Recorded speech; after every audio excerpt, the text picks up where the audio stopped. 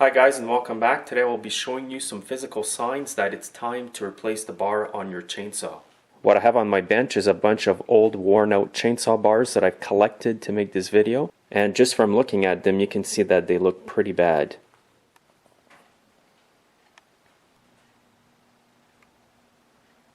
So by looking at these bars you can see that some are burnt, some are completely worn out with some burrs sticking out of the sides. And also if the rest of your bar is good but you have small burrs at the bottom, it's good to file them down or use a grinder and make them smooth again. What I commonly see though are burnt out bars like this. What happens is people run out of oil, they keep cutting wood, and this heats up the chain and the bar. And this is the result you're going to end up with. Also it's going to cause a lot of wear and tear on the metal of the bar itself. And sometimes when you see that the paint's all peeled off, that tells you as well that the bar got really hot. But the major telltale sign that it's gotten really hot is that it's blue.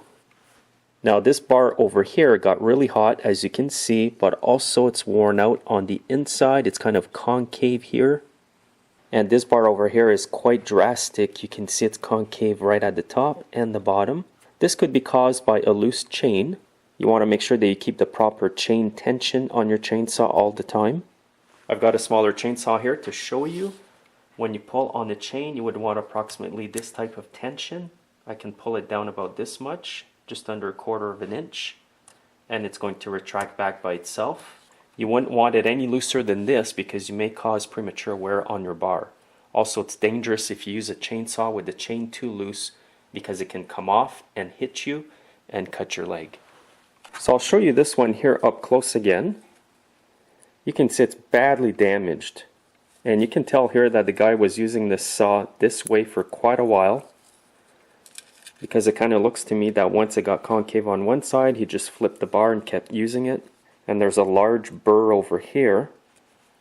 I'm surprised the sprocket still turns on this one. Also, what's important to look at is the groove inside the bar. The reason I say that is because when you buy a chainsaw bar, usually you're going to have a groove that's 50 gauge or 58 gauge depending on the chain you're using. This was a 50 gauge bar, but as you can see the groove inside the bar is much larger than that. It's almost twice the size it should be. Some of the problems you will run into with a large groove like this is that it's going to be hard to cut straight. And it may even be hard to cut at all. And the reason for that is because the chain will be moving from side to side like this. And you can see when I grab the chain that should be in this bar, it's extremely loose. And it tends to want to go to one angle. Now some people do have bar machines to make the gap tighter. Unfortunately, I don't have one of those machines because it takes way too much space in my shop. However, when I do get bars in the shop and the gap is really large, the rest of the bar itself is pretty well done anyways. What often happens is you professionally sharpen chains for people, they take them with them, they try to use them, and they won't cut. Then they come back and say that you did not sharpen the chain properly. But then when you examine their bar, you can see that it's worn out like the ones I just showed you. So if you have a shop and you're starting out, just be careful of customers that come to you and say that the chains are not cutting after you sharpen them. Now if you look at your bar like this, kind of like when you buy lumber and it's crooked, then it's time to replace it. And unless you look at a bar like I just showed you, it can be really hard to tell if the bar is crooked or bent. Another sign that it's time to replace your bar is if the sprocket will not turn. All the bars I have here today, the sprocket does turn, but I do get the odd bar where the sprocket is jammed. And that's often because people have pinched the bars when cutting trees down or overheated the bar itself. Also, running out of bar oil can make the sprocket at the end of your bar seize. And another sign that your bar needs to be replaced is it may have some actual chunks missing out of it like this one. Now it's really important that you maintain your bars because what's going to happen is you're going to cause premature wear to your chains as well. And if you're using a bad bar like this, you could actually end up snapping your chain and getting injured.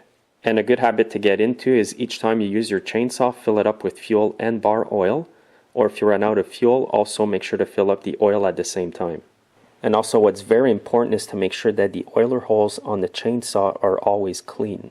And what I mean by the oiler holes are these small little holes on each side of the bar. So if you flip it, there will be another one over here.